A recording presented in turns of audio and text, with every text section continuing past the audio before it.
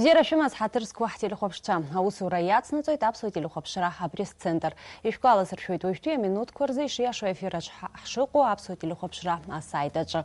Бзела шабит хатырску с коллегача. Ихбе пресс-конференция артуаз играб хизайнаргылан дышсырдырц тахуб хасас Фазиль Искандер ихцху ахундкарра таурас драма театр Айхабы Иракли Ривазипа Хынтба. Здравствуйте, уважаемые коллеги. Рады видеть вас в пресс-центре Абхазского телевидения. Хотелось бы в первую очередь представить нашего гостя. Это генеральный директор Государственного русского театра драмы имени Искандера Иракли Ривазович Хынтба. Сегодня он расскажет о проделанной работе в планах театра, в частности, о проекте «Шедевры московской сцены». Я очень надеюсь, что, дорогие коллеги, у вас будут вопросы. Иракли Ривазович, с начала активной деятельности Русдрама прошел год. Скажите, пожалуйста, какой был этот год, каким он был, какие были сложности, как вы с ними справлялись? Подведите итоги. Спасибо за вопрос. В первую очередь хотел бы поблагодарить АГТРК за предоставленную возможность быть здесь сегодня и общаться с нашими уважаемыми журналистами.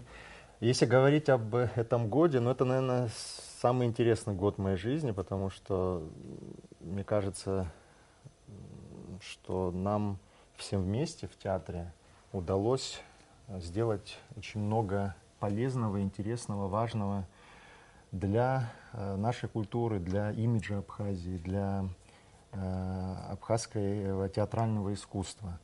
Да, я был назначен год назад, 24 мая 2016 года, а театр уже в таком обновленном формате стал работать с 19 октября 2016 года. То есть мы открылись 19 октября, открыли 36-й театральный сезон, который продолжается поныне, премьера спектакля «Рождество в доме Купьелла». И я просто одну цифру назову. Вот мы работаем, получается, полгода, чуть больше полугода, потому что у нас январь был отпускным месяцем. Мы сыграли 75 спектаклей за 6 месяцев. То есть это в среднем 3 спектакля в неделю, даже больше иногда. Это не считая тех проектов, которые мы реализовывали на нашей сцене.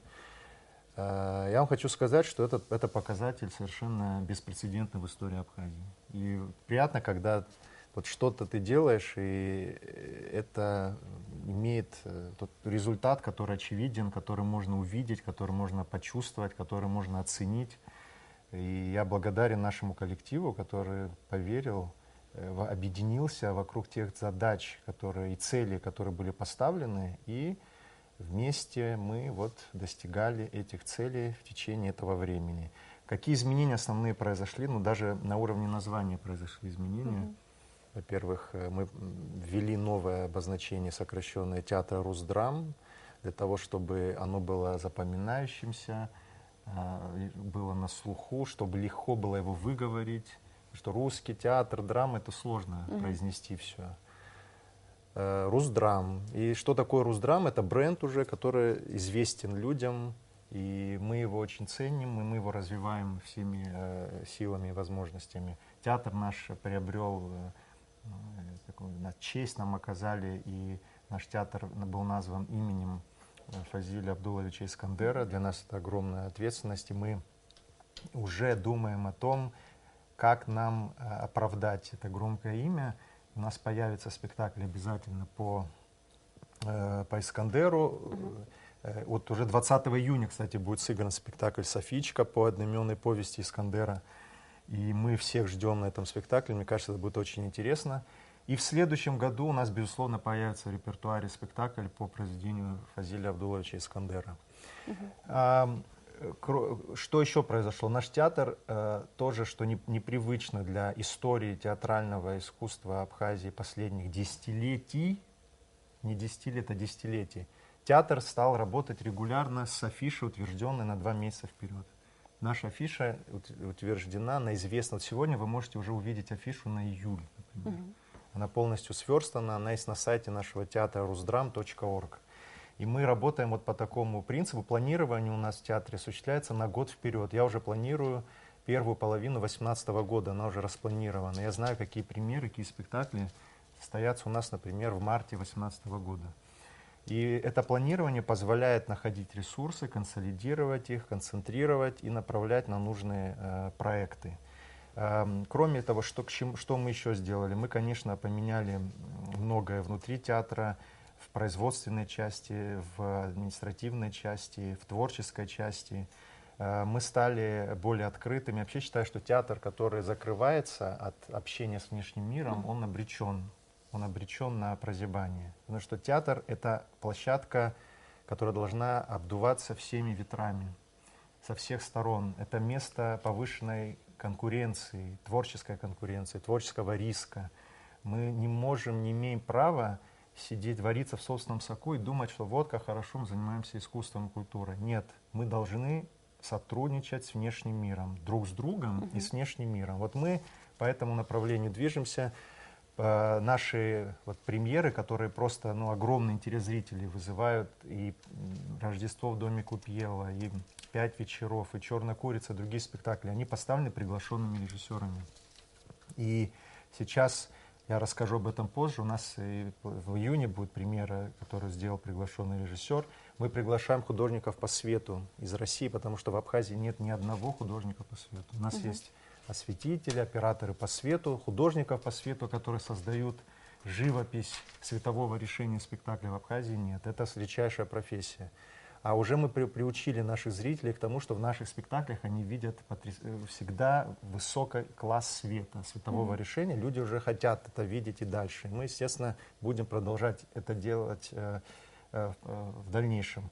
Мы, безусловно, как я уже сказал, у нас существует интернет-сайт, очень современный, который очень высоко оценили специалисты в Москве и в других театрах. И люди мне пишут и говорят, что у вас сайт, который превосходит по уровню большинство сайтов театров субъектов Российской Федерации. Тоже очень приятно. И самое главное, что разработчики сайта местные наши ребята, Лаша Лазба, компания CodeWorks, прекрасные, просто они умеют все. То есть у нас есть ресурсы, которые мы можем всегда задействовать для достижения этих целей. И самое главное, что у нас очень хорошее настроение. В театре у нас всегда только позитив, только хорошая энергетика, только оптимизм. Никогда не жаловаться, никому не завидовать, никогда не ругать свое государство, никогда ни при каких обстоятельствах. Мы знаем всегда, что государство, я это знаю изнутри, я работал много лет в этой системе, я знаю, что всегда есть большие проблемы. И когда ты просто сидишь на месте руководителя и ничего не делаешь, и жалуешься на то, что вот государство не дает денег, не поддерживает, какие все плохие, ты просто обречен на то, что у тебя ничего не получится. Надо всегда, учитывая те обстоятельства, которые есть, думать о том, как ты можешь, опираясь на свои возможности и способности людей, которые тебя окружают, достигать хороших результатов. Я вас уверяю, что каждый на своем месте может достигать результатов, если к этому есть способности и желание это сделать. Спасибо. Я еще могу очень долго Предоставим говорить. возможность моим коллегам, да. Далее продолжим. Давайте, коллеги? да. Можно? Да, конечно. Ираклий Ривазович, без материальной подпитки театр существовать не может. Мы знаем, что билеты очень хорошо распродаются, часто бывают аншлаги. Насколько в материальном плане Рустрам самодостаточен?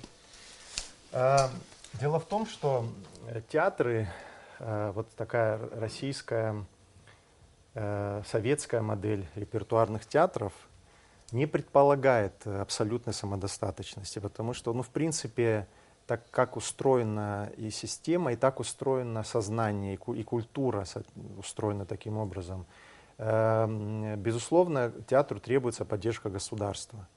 И сегодня, если бы, скажем, нам не платили зарплату, да, мы, конечно, доплачиваем нашим работникам, особенно актерам, ежемесячные премии и так далее. Но вот эта база, если бы ее не было, конечно, это бы просто подорвало бы все наши возможности, безусловно.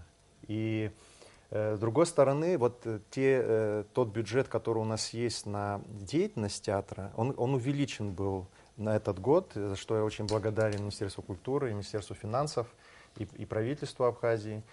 Но, конечно, он совершенно недостаточен для эффективной работы театра. Я всегда знаю, что вот если есть эти деньги государственные, это хорошо, как бы это хорошо, ну слава богу, да. Но я все-таки думаю, всегда рассчитываю на другие возможности, на то, что мы сами зарабатываем за счет продажи билетов. А мы действительно, у нас продажи билетов, доходы от продажи билетов по сравнению с предыдущим, с соответствующим периодом прошлого года, скажем, 4 месяца возьмите 2016 года и 2017 выросли в 14 раз. 14 раз. 1400%. И посещаемость театра выросла в 6 раз. Официальные цифры, вот можете, как бы это все считается по отчетам, смотрится и так далее. То есть рост очень серьезный, очень значительный, но это требует наших, естественно, колоссальных усилий по маркетингу, по пиару, по созданию качественного продукта театрального. Потому что люди не ходят на плохие спектакли.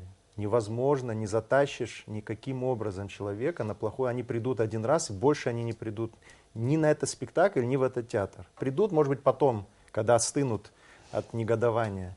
Поэтому я, например, в нашем театре, я против того, чтобы у нас на сцене шли дешевые и некачественные антрепризы какие-то, которые вот бесконечно летом вот заваливают наш имейл, какие-то там муж и жена под кроватью и прочее. Вот такая чушь, да, которая очень много идет. И они, я против, даже если они заплатят нам хорошую аренду, это подорвет репутацию театра. То есть такие вещи мы не позволяем себе делать. И, конечно, нас поддерживают наши партнеры. Официальный партнер компания Mobile. Мы просто невероятно им благодарны, потому что они вот действительно, когда сложно, они всегда вот подставят плечо. Это очень важно. Есть люди, которые просто нас вот как меценаты поддержали. Это Николай Ачба, это Евгений Палант, это Джумберт Кибучава. Я им просто благодарен, и от всего нашего коллектива им низкий поклон. Коллеги? Раз уж вы заговорили о предложениях, которые поступают, я думаю, самое время поговорить о планах на лето. И непосредственно о проекте «Шедевры московской сцены». Расскажите, пожалуйста, подробно об этом проекте, что ожидает абхазского зрителя. Действительно, мы запланировали очень серьезный проект, фестиваль даже можно назвать, но это проект. Мы не стали пока его называть фестивалем, хотя у нас есть положение, мы утвердили специальное положение о проекте «Шедевры московской сцены». И очень важно, что Министерство культуры вовлечено в этот процесс. Мы подведомственное учреждение. И вот у нас была пресс-конференция, и Эльвира Анатольевна поддержала горячо этот проект. Что это такое «Шедевры московской сцены»? Значит, мы хотим в нашем театре придумать такой ежегодный проект-фестиваль, в рамках которого в Абхазию приезжали бы спектакли лучших московских театров, гастроли, что проходили в Абхазии. И это здорово, потому что Абхазия, в принципе, это важное культурное пространство в Кавказском регионе, но мы должны еще больше сделать для того, чтобы вот этот интерес к Абхазии, внимание к Абхазии, выдающихся деятелей культуры России, в первую очередь, оно возрастало. Это очень важно. И вот в рамках этого проекта запланированы гастроли в Абхазию одного из ведущих и популярнейших московских театров, известнейших Московского театра на Малой Бронной. А также, кроме этого, мы покажем спектакли очень прогрессивного молодого театрального объединения, творческое объединение мастерских Сергея Голомазова. Сергей Голомазов — это художественный руководитель театра на Малой Бронной, известнейший, крупнейший театральный режиссер российский сегодня. И мы в рамках этого проекта покажем 4 потрясающих спектакля. Это действительно спектакли, которые нужно увидеть. Это культурное будет потрясение в хорошем смысле этого слова. Это 3 спектакля по русской классике: «Волки и овцы» Островского, «Три сестры» Чехова, «Княжна Марья» по «Войне и миру» Толстого. Представляете, Толстой, «Война и мир», да? Это интересно, как это сделано. И вот здесь он на экране спектакль «Особые люди». Это очень популярный, известный спектакль, который гастролирует с огромным успехом в Европе. Недавно в Германии, там в других странах собирают 4000-тысячные залы.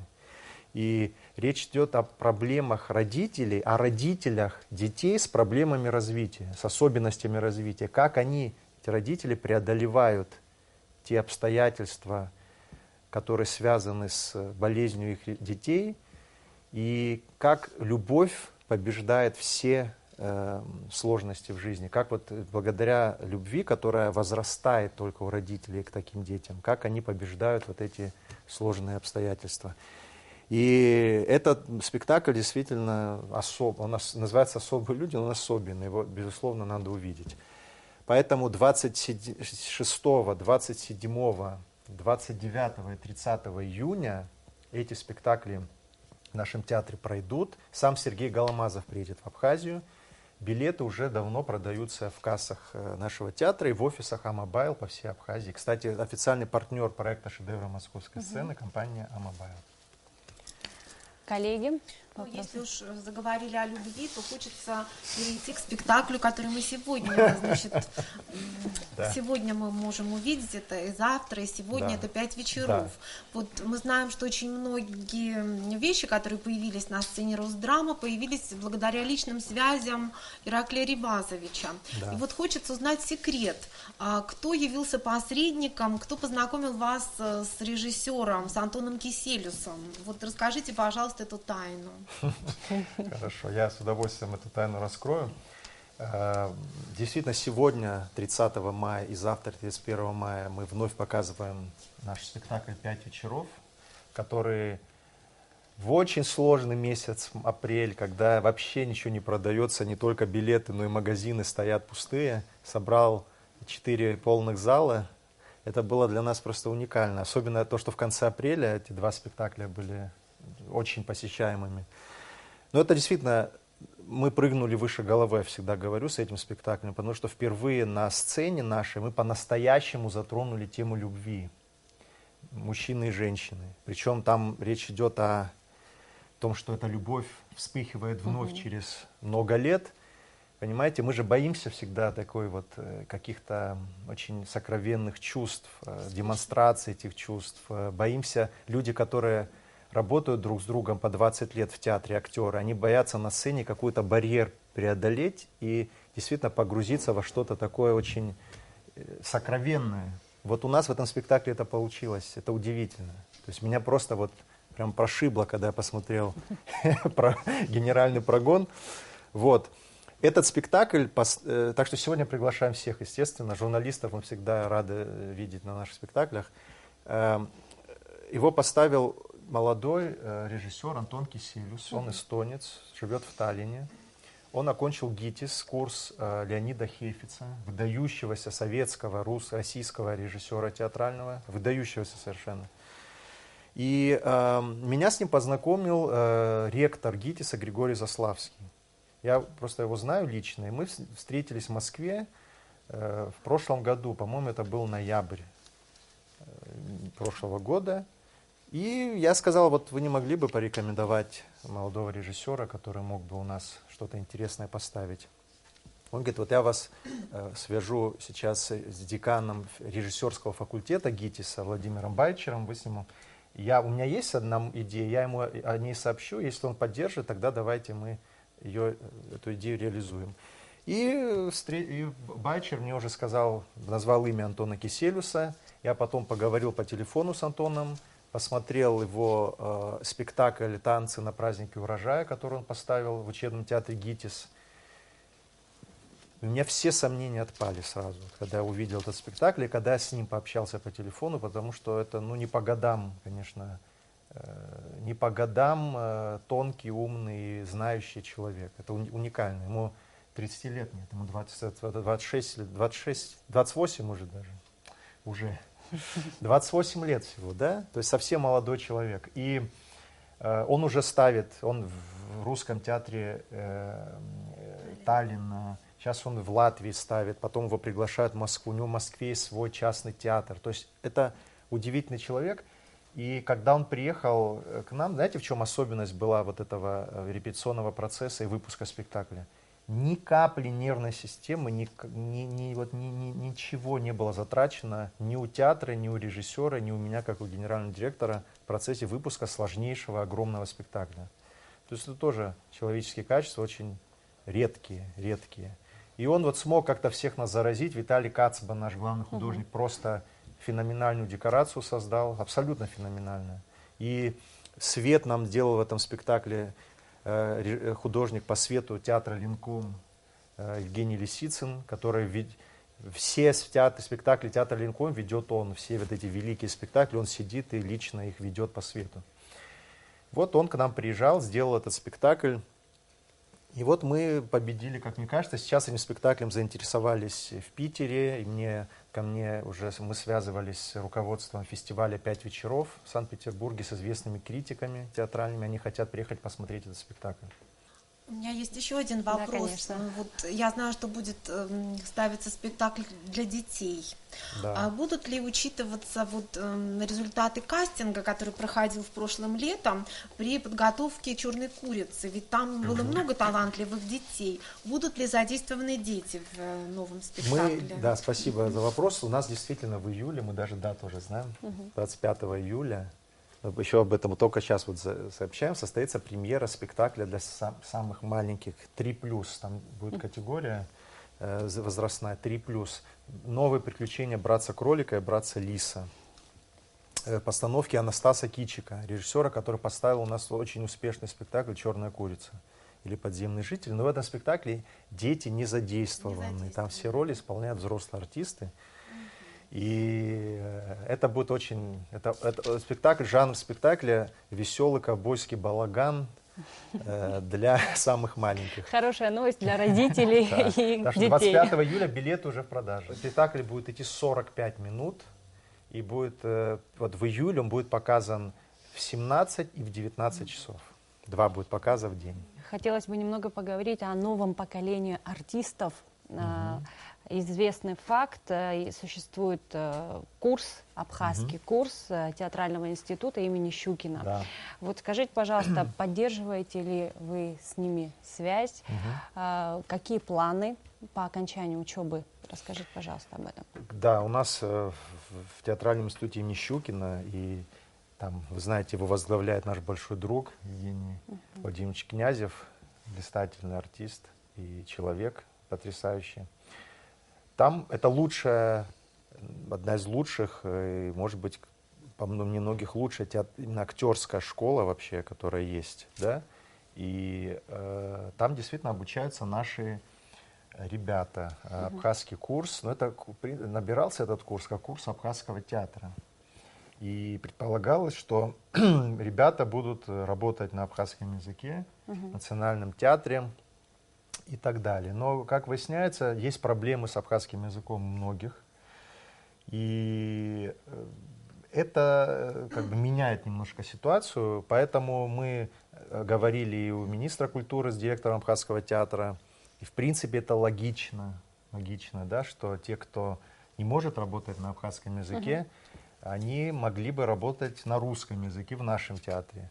Я с ними поддерживаю со всеми общение, я летал неоднократно на их экзамены, там, и показы, и все остальное. И думаю, что у меня есть уже некоторые мысли относительно некоторых из них. Я даже вижу кое-кого в спектаклях 2018 года, у меня уже складывается в голове какая-то картинка. Но об этом всем мы будем говорить позже. Вот сейчас они сыграют спектакль «Софичка» у нас в театре 20 июня. 20 июня по Искандеру. И дальше уже пойдет такой предметный разговор. Но в принципе неважно, где кто работает. Они могут работать в абхазском театре и играть спектакли у нас. Работать у нас, играть спектакли в абхазском театре. У нас до сих пор мы вот из-за какой-то, я не знаю, с чем это связано, воспринимаем театры как какие-то закрытые сообщества, какие-то секты. Вот там театр, вот и нельзя там ни с кем, что вот ты внутри там находишься в каком-то мирке. Ни в коем случае так не должно быть. И мне очень жаль, вот мы, например, приглашали артистов абхазского театра принять участие в наших спектаклях. Я вижу, что они хотят, но что-то им мешает это сделать. Вот какое-то внутреннее, вот сложилось это, вот что вот как бы это абхазский, это русский театр, это то. Каждый в свой, значит, сидит в своих ячейках, и что-то им мешает, психологический барьер. Они не понимают, что если тебя приглашают в другой театр, значит ты артист вдвойне, втройне, ты востребован в других театрах. И вот они бы, может быть, сыграли лучшие свои роли в нашем театре. Потому что их приглашали на очень хорошие роли. Но больше одного раза я не привык предлагать что-то. Нет, так нет. Но я уверен, что молодежь будет совершенно по-другому к этому относиться. Потому что так не бывает. Вот смотрите, театр МХАТ имени Чехова, МХТ. Там список приглашенных артистов больше, чем список труппы. Что кому-то в голову придет, что вот я работаю в театре Вахтангова, я не могу играть в Московском художественном театре. Это же просто абсурд. Ну, поэтому здесь, я думаю, вообще никаких проблем не будет. Где бы они ни работали, это будет такое вот взаимодействие. Я в этом абсолютно убежден. И самое главное, чтобы они приехали сюда. Они Надеемся. Там, понимаете, у них есть иллюзии, что вот они в Москве, там где-то. Через полгода все иллюзии рассеются. Потому что актерам в Москве устроиться крайне сложно, практически невозможно. Поэтому надеюсь, что они приедут сюда все. Раз мы заговорили о будущем, давайте раскроем немного планы свои. Что ожидает зрителя в 2018 году или же в ближайшее время, до Нового года? Да. Какие премьеры? Хорошо, расскажу с особенности? Ну, я уже сказал про «Братца-кролика». Это у нас 25 июля. А раньше у нас вот, если дадут изображение сюда, «Примадонный» спектакль. То есть мы решили что сделать? Решили сделать комедию, вот просто абсолютную, тотальную комедию. Вот спектакль, который только рассчитан на то, чтобы зритель 2 часа просто отсмеялся и вот получил заряд позитива, избавился от негативной энергии, ушел из зала счастливым. Вот таких комедий у нас еще не было. Не шло еще таких спектаклей. Мы всегда куда-то залезаем, пытаемся что-то. А здесь, чтобы никуда не углубляться, просто вот получить удовольствие стопроцентное и выйти из зала вот сияющим от радости. Вот такой спектакль у нас появится. 15 июня премьера спектакля «Примадонны». Это очень известная пьеса американского комедиографа Кена Людвига. Она идет во многих театрах. Сейчас вот афиша. Она идет во многих театрах. Эта пьеса, например, в МХТ имени Чехова. Там играет Дмитрий Дюжев в главной роли и Бурковский, есть такой актер. У нас главные 2 роли сыграют Джамбул Жордания и Рубен Дипелян. Рубен Дипелян молодой наш такой, Джамбул Жордания опытный, наш замечательный, просто замечательный артист, заслуженный артист Абхазии, режиссер, талантливейший человек. Вот они сыграют, причем это очень провокационный во многом спектакль, потому что там очень интересный сюжетный ход, и для них очень будет сложная задача актерская, но это та задача, которая для любого актера считается одной из самых желанных, это сыграть женщину, при том, что это смотрите, как это будет интересно. Речь идет о том, что есть пожилая миллиардерша, которая умирает и хочет найти своих племянниц, чтобы оставить им наследство. И 2 безработных актера узнают об этом, и они сперва, правда, думают, что это племянники, а потом узнают, что это племянницы. И решают обмануть ее, и переодеваются в ее племянниц. А потом они уже влюбляются в этих самых племянниц, в одну племянницу и так далее. Здесь, знаете, какая важная задача? Сыграть женщину, оставаясь при этом мужчиной стопроцентным. Вот это, понимаете, это сложнейшая актерская задача, и если они это реализуют так, как мы ждем, то это будет феерия просто. И я уверен, что он получится, потому что режиссер-постановщик этого спектакля Сергей Ефремов, это вот один из сегодня таких самых известных режиссеров, специализирующихся на комедиях. У него спектакли собирают полные залы в Москве, по всей России. У него вот несколько спектаклей. То есть это абсолютный мастер комедии. Мы специально его пригласили. Это очень все тоже непросто.